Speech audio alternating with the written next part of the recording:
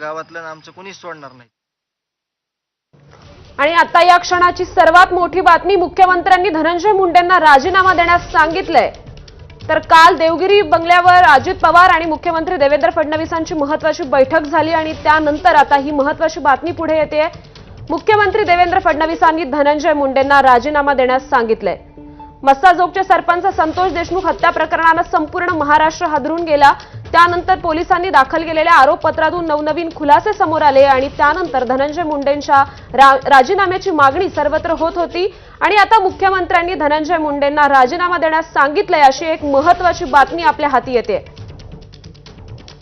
तर संपूर्ण महाराष्ट्रातून वेगवेगळ्या क्षेत्रातील नेते मंडळींकडून देखील धनंजय मुंडेंच्या राजीनाम्याची मागणीचा जोर लावून धरलेला जात होता आणि त्यानंतर आता मुख्यमंत्री देवेंद्र फडणवीसांनी धनंजय मुंडेंना राजीनामा देण्यास सांगितलेलं आहे अशी बातमी समोर येते। कालच्या बैठकीत उद्या राजीनामा द्या असं मुख्यमंत्र्यांनी धनंजय मुंडेंना सांगितलंय। काल रात्री अजित पवार आणि मुख्यमंत्री देवेंद्र फडणवीस त्याचबरोबर सुनील तटकरे आणि धनंजय देशमुख यांच्या उपस्थितीत एक महत्त्वाची बैठक पार पडली आणि त्यानंतर ही एक महत्त्वाची बातमी। या संदर्भात अधिकचे अपडेट्स देत आहेत आपले प्रतिनिधी अभिषेक मुठाळ। अभिषेक, एक अत्यंत महत्त्वाची बातमी, मुख्यमंत्री देवेंद्र फडणवीसांनी धनंजय देशमुखांना राजीनामा द्या असं सांगितलंय। नक्की श्रुती, यामध्ये जर का पाहायचं तर काल आपल्याला ही बैठक होताना पाहायला मिळाली आहे आणि या बैठकीमध्ये एकूणच हे सगळं चित्र आपल्याला स्पष्ट होताना पाहायला मिळत आहे। कुठेतरी मुख्यमंत्री देवेंद्र फडणवीस यांच्याकडनं देखील या संदर्भात सुतोवाच आपल्याला सध्याला होताना पाहायला मिळत आहेत। काल स्वतः मुख्यमंत्री देवेंद्र फडणवीस हे धनंजय मुंडे यांच्याशी बोललेले आहेत आणि त्यांना कुठेतरी राजीनामा देण्यासंदर्भात देखील सांगण्यात आलेलं आहे। एकूणच नैतिकतेच्या या सगळ्या गोष्टींवर सगळी चर्चा आपल्याला चर्चा होताना काल पाहायला मिळालेली होती आणि त्यामुळेच कुठेतरी मंत्री धनंजय मुंडे यांचा राजीनाम्यासंदर्भात देखील चर्चा जी आहे ती होताना आपल्याला पाहायला मिळालेली आहे। एकूण काल रात्री उशिरा देखील मुख्यमंत्री देवेंद्र फडणवीस हे अजित पवार यांच्या बंगल्यावर आपल्याला गेल्याचं पाहायला मिळालेलं होतं। साधारणपणे 1.5 तास या संदर्भात चर्चा देखील आपल्याला होताना पाहायला मिळालेली आहे आणि या चर्चेमध्ये एकूणच ह्या सगळ्या गोष्टी क्लिअर कट होताना दिसत आहेत। जे फोटो काल व्हायरल होताना पाहायला मिळालेले होते, आरोपपत्रातले हे सगळे फोटो आहेत आणि कुठेतरी या सगळ्याला वाल्मिक कराड हे जबाबदार असल्याचं देखील आरोपपत्रामधनं स्पष्ट होताना पाहायला मिळालेलं होतं आणि त्यामुळे कुठेतरी संपूर्ण याचा दबाव वाढताना आपल्याला धनंजय मुंडे यांच्यावर दिसलेला होता। एकूण सरकारवर कुठेतरी या संदर्भातला दबाव जो आहे तो देखील आपल्याला पाहायला मिळतो आणि कुठेतरी धनंजय मुंडे यांनी राजीनामा सादर करावा अशा प्रकार देखील मुख्यमंत्री आपल्याला सध्याला बोलून दाखवताना पाहायला मिळतात। परंतु अभिषेक, काल जरी मुख्यमंत्र्यांनी धनंजय मुंडेंना हे सांगितलं असलं तरी ते खरोखर आज राजीनामा देतील का?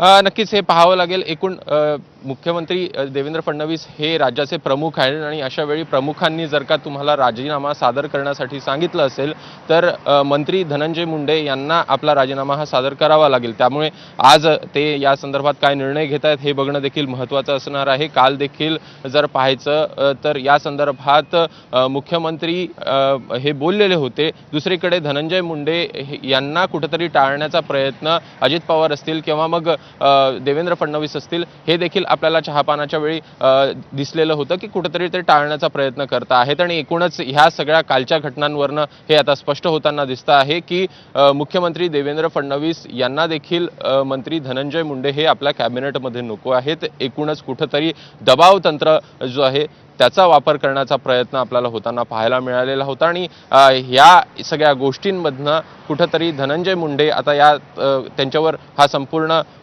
सांगितल्यानंतर ते नेमकी काय भूमिका घेत आहेत हे बघणं देखील महत्त्वाचं असेल। खरंय अभिषेक, आणि 2 दिवसांपूर्वी करुणा मुंडे यांची देखील पोस्ट मोठी चर्चेत होती। 3 मार्च रोजी धनंजय मुंडे राजीनामा देतील अशी त्यांची पोस्ट होती।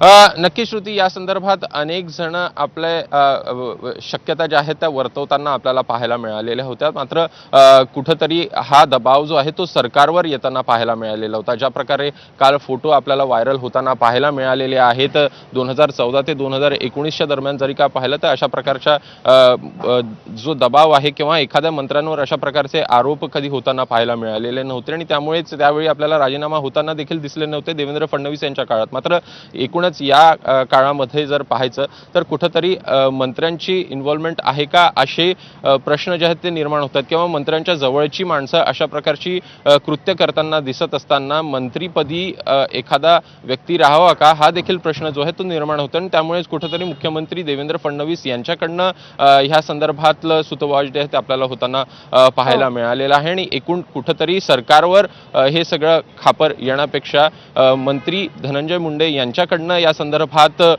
जी भूमिका आहे ती स्पष्ट व्हायला पाहिजे होती. एकूण या संदर्भात देखील काल त्यांनी स्पष्ट केलेलं होतं की आपण राजीनामा दिलेला नाही, अजून देखील त्यांनी राजीनामा दिलेला नाही. मात्र कुठंतरी जर का राज्याचे प्रमुख सांगत असतील आणि या सगळ्या चर्चेमध्ये या सगळ्या गोष्टी पुढे येत असतील तर राजीनामा सादर ते आज करतात का हे बघणं महत्त्वाचं असेल. खरंय अभिषेक, मागच्या 2 महिन्यांपासून धनंजय मुंडे हे कुठेतरी वादाच्या फेऱ्यात अडकलेले आपण पाहतोय. अंजली दमानियांकडून कृषी साहित्य घोटाळ्यातील आरोप असतील, करुणा मुंडेंकडून घरगुती हिंसाचाराचे आरोप असतील आणि आता त्यानंतर काल संतोष देशमुख हत्या प्रकरणातील समोर आलेले फोटो. तर याबद्दल म्हणजे नैतिकतेच्या आधारावर आता कुठेतरी धनंजय मुंडेंनी राजीनामा द्यावा असं म्हटलं जात आहे. हे कसे करायचे, हे सगळे संदर्भ आपण कसे लावायचे यामागे?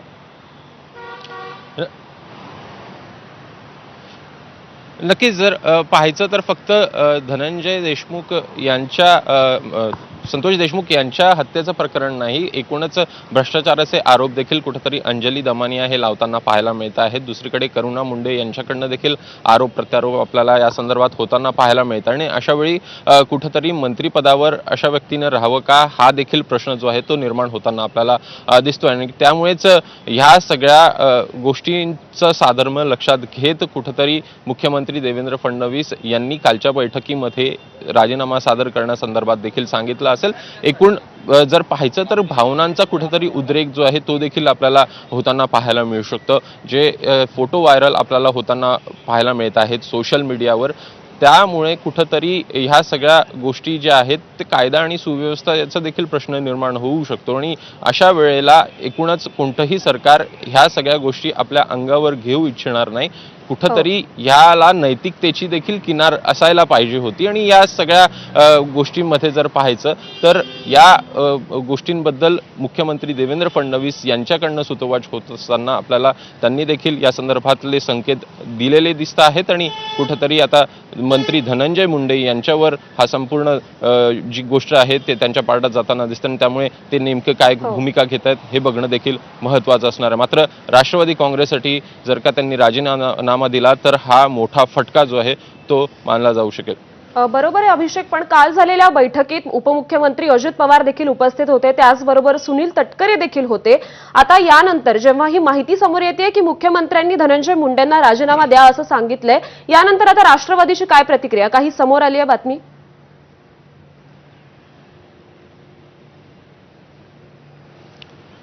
एकूणच आतापर्यंत जर का प्रतिक्रिया पाहायची राष्ट्रवादीकडनं तर ते कुठंतरी दोषी नाहीत आणि त्यामुळेच ते राजीनामा जे आहे ते देणार नाहीत अशा प्रकारची भूमिका जी आहे ती राष्ट्रवादीकडनं देखील आपल्याला घेण्यात आल्याचं पाहायला मिळालेलं होतं. मात्र एकूणच ज्या घटना आपल्याला घडताना दिसलेली आहे किंवा ज्या प्रकारे देशमुख यांची आपल्याला हत्या होताना दिसलेली आहे त्याचे स्पष्टपणे व्हिज्युअल्स असतील, त्याचे फोटो असतील, हे समाज माध्यमांमध्ये आपल्याला येताना दिसत आहेत आणि त्यामुळे कुठेतरी भावनांचा उद्रेक जो आहे तो राष्ट्रवादी काँग्रेसला उलटवू शकतो. एकूणच कुठेतरी दबाव जो आहे तो देखील निर्माण होऊ शकतो आणि त्यामुळेच आता नेमकी राष्ट्रवादी काँग्रेस ही काय भूमिका घेत आहे हे बघणं देखील महत्त्वाचं असणार आहे. एकूण जो सगळा हा जर वाद पाहायचा तर कुठेतरी मराठा विरुद्ध ओबीसी असा हा वाद संपूर्णपणे आपल्याला पाहायला मिळतो आहे आणि त्यामुळेच या वादाची किनार कुठेतरी उद्रेकामध्ये होऊ नये, त्यामुळे कुठेतरी या राजकारण्यांना देखील सामंजस्याची भूमिका घेत नैतिकता कुठेतरी दाखवत या संदर्भात प्रश्नचिन्ह जे आहे ते उपस्थित करायला पाहिजे आणि त्यामुळे त्यामुळे या सगळ्या गोष्टींमध्ये राष्ट्रवादी काँग्रेस नेमकी भूमिका जी आधी त्यांच्याकडनं घेण्यात आलेली होती ही बदलवते का हे बघणं देखील खरंय महत्त्वाचं अभिषेक, असेल. तुम्ही असेच सोबत राहा. आपण पुन्हा एकदा ही अत्यंत मोठी बातमी सर्वांना सांगूया. राज्याच्या राजकारणातली एक महत्त्वाची बातमी. मुख्यमंत्री देवेंद्र फडणवीसांनी धनंजय मुंडेंना राजीनामा द्या असं सांगितलंय आणि ही माहिती सूत्रांकडून मिळते. काल रात्री उपमुख्यमंत्री अजित